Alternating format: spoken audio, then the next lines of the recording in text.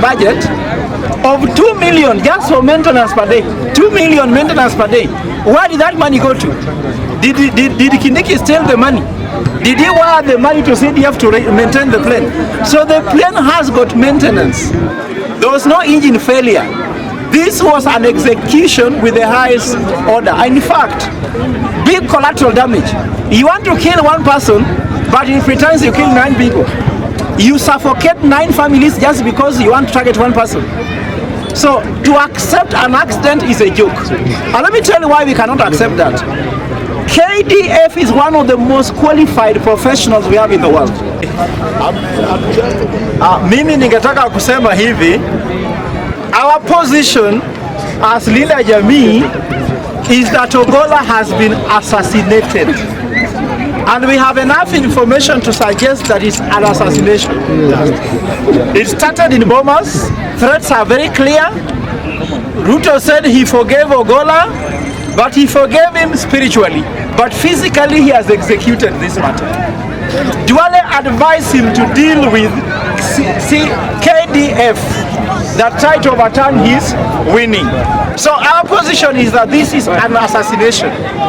Throughout the night, I tried to sleep with my stomach, saying it is an accident. My stomach refused. I slept with my back. My back refused to accept it. I slept on my left. It refused. My right refused. I even tried to sit down. It refused. All my cells have refused to accept it is an accident. Remember, a military chopper. Don't even say it was a bad aeroplane. This is the finest military machine ever. It doesn't come down like it is coming down, I'm telling you. It was well executed. It is an assassination.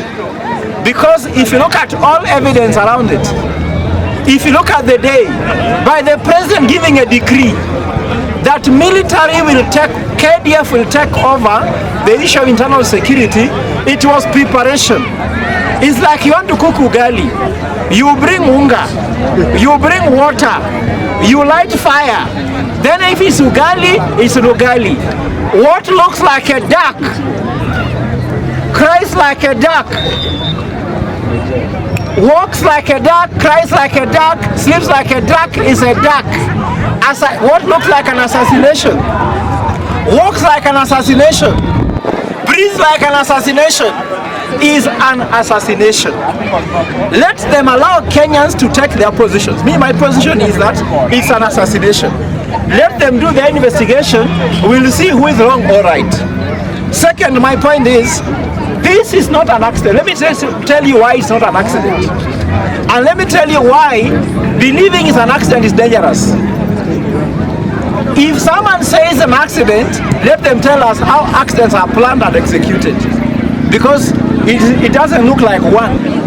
Accidents are caused by 3 factors for a chopper. I'm an expert in transport. 1, human error, meaning the pilot was drunk, he was sleeping, he's not well trained, he's not qualified. That cannot be the case because CDF had access to the most qualified pilot. So we rule out that one. Unless they tested the pilot before it was not in good condition, we don't believe it. The second factor is called environmental factor. The weather at 2:30 in Elgeyo Marakwet, it was as clear as this sky. There was no rainfall, the clouds were very clear. All factors shows that 98% of the times the climate and the weather is very clear in that area around 2:30, between 12:30 to around 3:30. It is the clearest environment. So that one we rule out. There was no tear gas there being down on the sky by Wakina Burungei. There was nothing like cloud thickness. The visibility was clear. We rule out that environmental factor totally.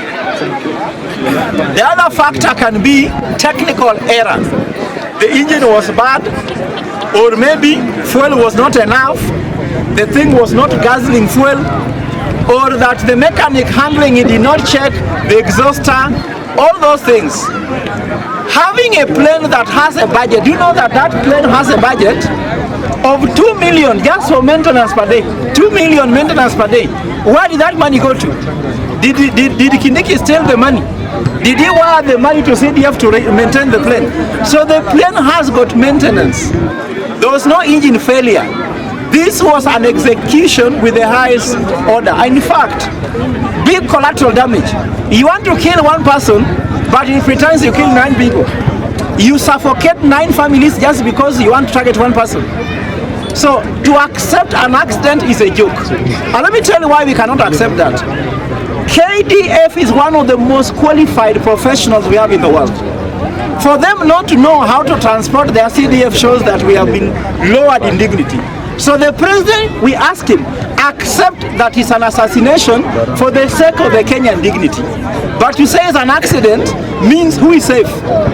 If CDF can die, some of us ride with the Toyota Wish, which even has no brakes, and we have not died. How can a plane where there's zero margin to error die? Remember, a plane can warn you. If Toyota Wish can tell you your brakes are getting over, Toyota Wish, or Voxy, or Probox. How about a plane carrying a CDF?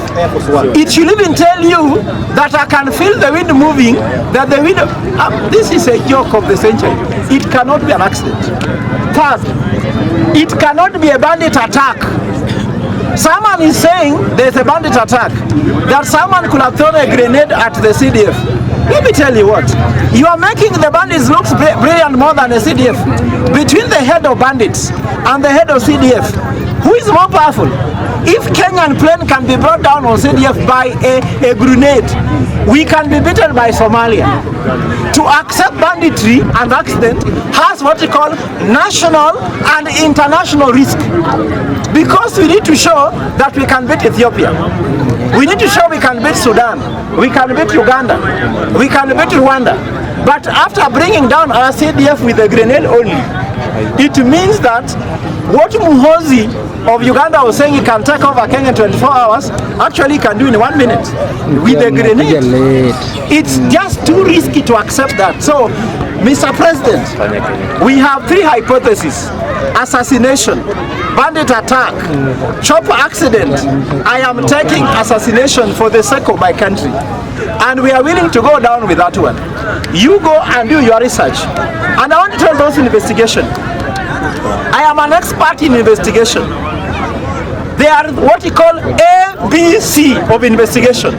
One is called A, assume nothing. So for us, we are assuming nothing. We are assuming what? Nothing, isn't it? Anything has happened, everything has happened. So we are starting from assumption of nothing. B is called believe nothing. We are believing what? Nothing. We don't believe anything you are saying, including even the names where he died, the name of the chopper. We believe nothing until we get what to believe. So, second one is B. No, C. C is called check everything. We are going to check everything, including under your bed, yes, for everything. We are going to check everywhere and everything. So, A, B, C, assume nothing, believe nothing, and check everything. We will do that until we turn every stone to get the truth of what has happened to Ogolla. Because we cannot be fooled. Luos are educated. We cannot be taken for a ride. If you go to Siaya, where Frederick has died, Francis has died, Ogolla, my namesake, that place has the highest PhD and professor holders. I'm one of them. We will believe nothing, assume nothing, and check everything. By the time we are done with you, William Ruto, if you think that this assassination was a succession plan, with Ogolla dead, he's more dangerous than when he was alive. Jesus proved it to the Romans. When Jesus was still alive, he was less dangerous. After he died, Christianity spread like nowhere. So Ogolla'ism will spread everywhere. I'm calling upon all children called Ogolla. If you are called Ogolla, all your profile should be having Francis Ogolla until the truth is found. Anybody, whether you are a Luo or a Luya, who feels this one, please, in your profile photo for Twitter, Facebook, Instagram, WhatsApp, everything, put Francis Ogolla, put justice for General Francis Ogolla. Until we get justice, don't remove it. Are we together? So I want to state clearly that another thing which is important, Mr. President will not take us for a single story. There's a single story we cannot take. A danger of a single story telling us that I have commissioned Kenya Air Force to go to the site and investigate. How can Air Force investigate or being investigated? The plane that crashed belonged to Kenya Airways, isn't it? Kenya Air Force, isn't it? Hello. What if Kenya Air Force did not maintain the plane? They have a fault, they have a case to answer. Can they investigate themselves? Just like they did the one of Tom Mboya. Isaac Njoroge shot Tom Mboya and sent by the state to shoot Tom Mboya. Then we are being told that the government is now suing Eric Njoroge for shooting Tom Mboya. How can the person who sent you to shoot sue you, investigate you? So we cannot believe this single story. This is my take. Mr. President, get me clearly. I want you to bring multifaceted stakeholders to investigate this case. One, Francis Ogolla'S family must be there in that investigation. In the postmortem, forensic expert, pathologist must be appointed by that family. Two, it's a Luo nation that has been shot. So I have talked to the Luo Council elders. They are going to appoint a pathologist, a forensic expert, and the person that must have access to the black box. That black box should be sitting in Siaya, not in State House, because they are going to manipulate it. So we want to access the black box to know the truth. We want to bring civil society. We want to bring religious organizations, the churches. Everyone come together. All Kenyans of goodwill must be given access to know how investigation takes place. Not that State House investigating themselves. And this story is what we call state capture. We are running a company called William Ruto Limited. So if you don't have shares there, you die if you oppose anything. And I can tell you, for those who have died, those have died.